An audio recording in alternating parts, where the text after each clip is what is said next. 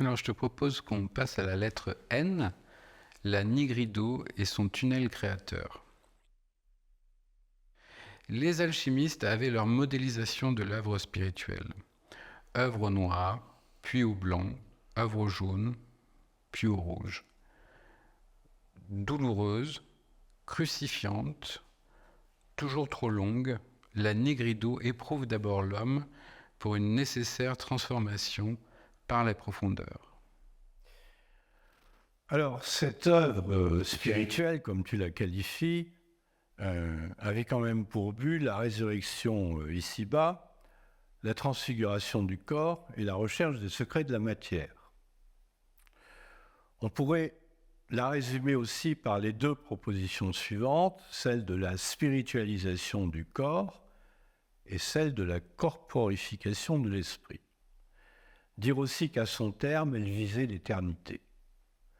Les alchimistes n'opposaient pas l'âme et le corps, donc, ni l'esprit et la matière. Je dis ça, ils tenaient compte de ces opposés, et c'est vrai qu'ils ne les opposaient pas systématiquement.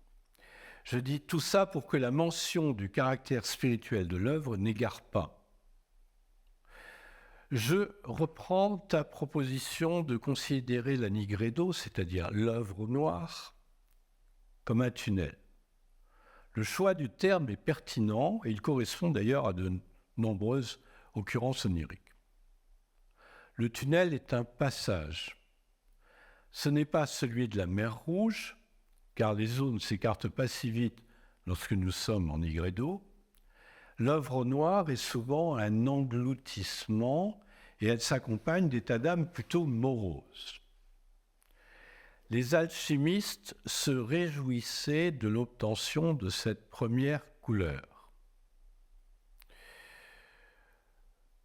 Ils parlaient de la tête de corbeau, de l'entrée dans la tombe, mais ils se réjouissaient tout de même de toute la déréliction qui accompagnait cette étape amère.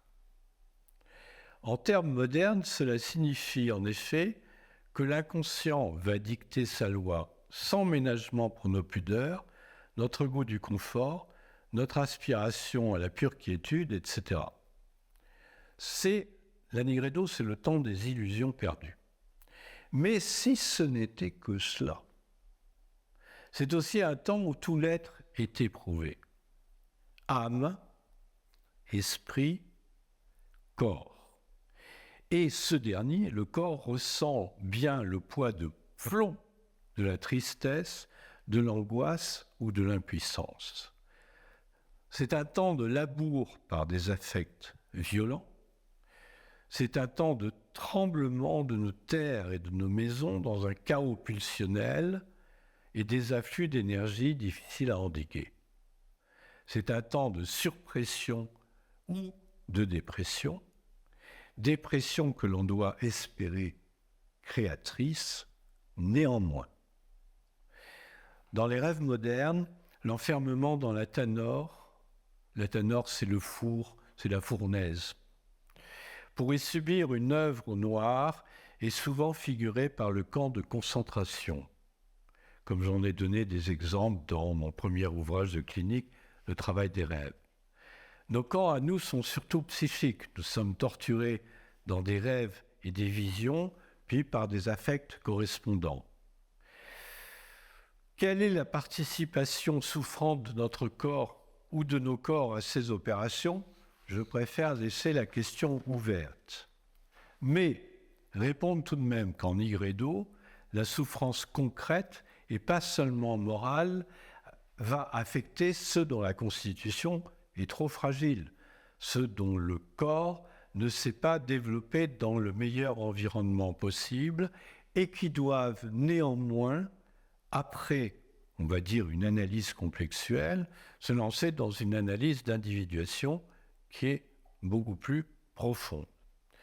Précisez aussi qu'en Nigredo, au cours de cette phase, l'énergie circule mal. Bon. En Nigredo, donc, pour continuer à dépeindre ce sinistre tableau, les lumières de la foi, de l'espérance et de la raison s'éteignent. le souci de maîtrise devient inopérant, l'espérance des lendemains ne se lève pas toujours. Tu veux dire que j'exagère, que la fiction qui s'empare de nous alors est d'autant plus vive que nous ne consentons pas à ce qui nous arrive.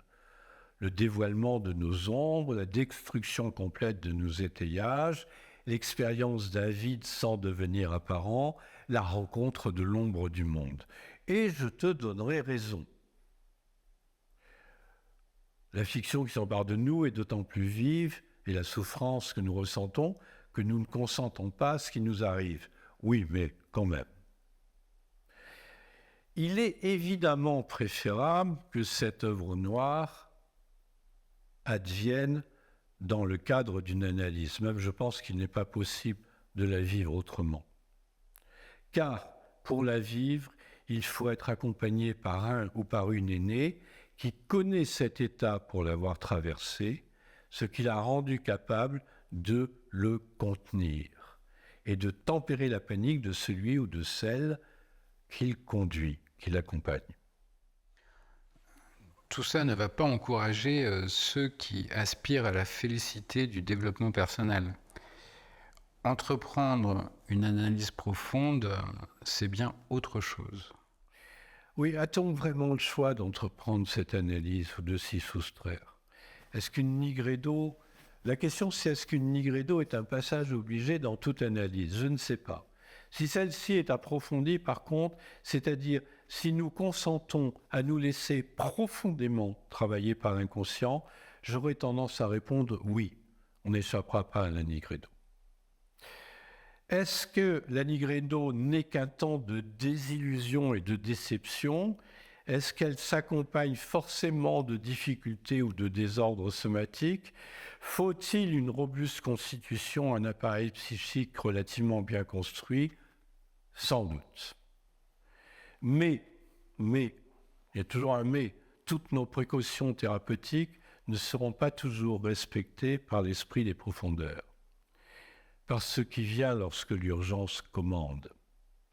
Je veux dire que certains pourront avoir l'impression alors que la tâche est démesurée, que la vie est insupportable, que la transformation est empêchée par la montagne qui se tient devant eux, que tout simplement l'énergie n'est pas à leur disposition, qu'ils sont écrasés par un destin, victimes de plus fort qu'eux, soumis à l'absurdité, j'en passe et des meilleurs, et qu'ils rencontrent un impensé radical de cruauté et d'injustice. Alors, il n'est pas analogue à celui qu'ont rencontré les gens qui étaient dans les camps, mais psychologiquement parlant, on peut dire ça. Évidemment, la subjectivité du patient, elle est mise à mal, provoquée,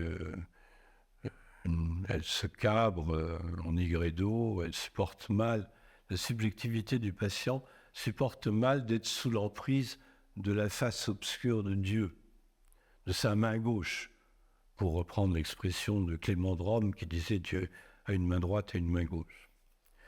La Nigredo n'est évidemment pas la rencontre du bon Dieu, c'est plutôt celle d'Abraxas, le Dieu au-dessus des dieux dont parle Jung à la suite des gnostiques à la fin du livre rouge.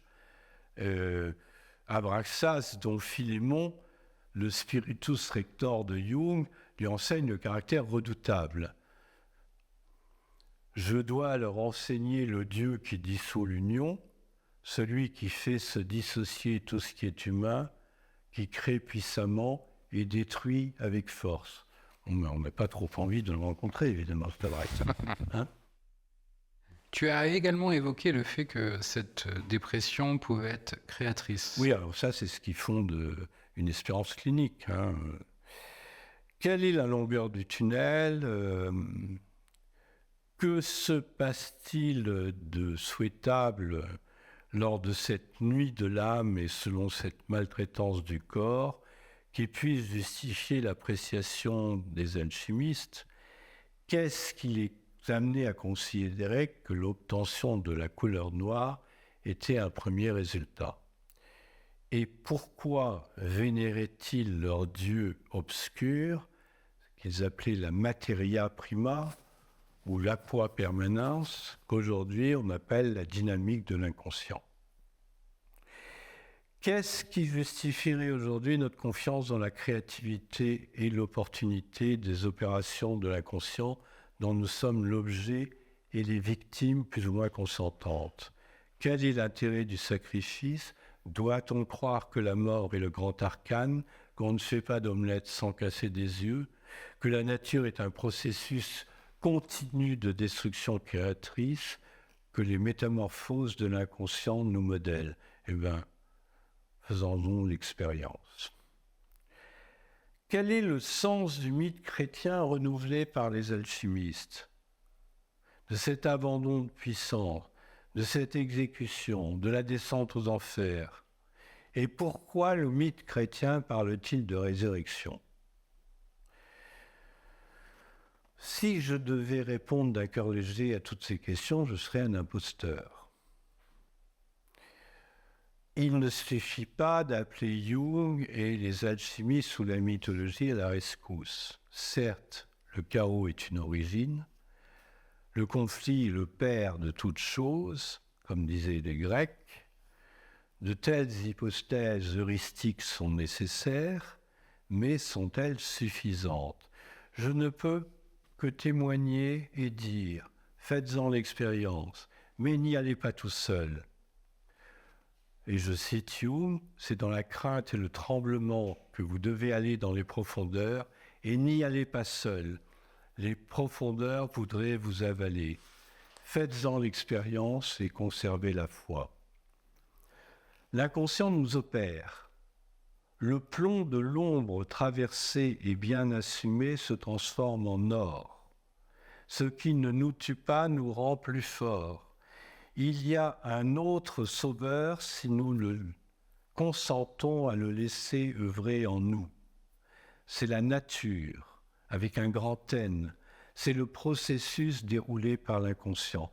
C'est ça notre sauveur, avec un grand S. Ça marche si on garde l'attention fixée sur le processus en oubliant toute autre considération. Fut-elle dictée par un savoir psychologique habile à définir des causes. C'est en temps de Nigredo que l'adage alchimique que j'ai déjà cité, mais que je me plais à reciter, la nature fait l'œuvre, l'artiste et son serviteur, trouve toute sa valeur. Il sera temps, lorsque nous serons sortis de la Nigredo, de redevenir ignatiens, comme Ignace de Loyola, bien sûr, à qui je fais allusion, et de nous souvenir des maximes de la Compagnie de Jésus. Fais en toute chose comme si le travail ne dépendait que de toi seul et le résultat que de Dieu seul. En Nigredo, on ne fait pas le travail, on se laisse travailler. Ce n'est pas encore le moment de l'incarnation.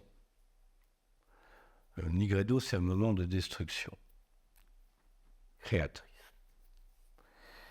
La créativité de ce passage si difficile se traduit à son terme par des images plus rassurantes.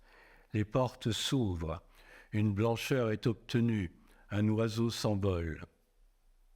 Si tant est d'ailleurs qu'il y ait un terme définitif, car après la première Nigredo, qui est à la fois dissolvante et fondatrice, il y en aura d'autres à traverser, au gré des difficultés inévitables de toute vie.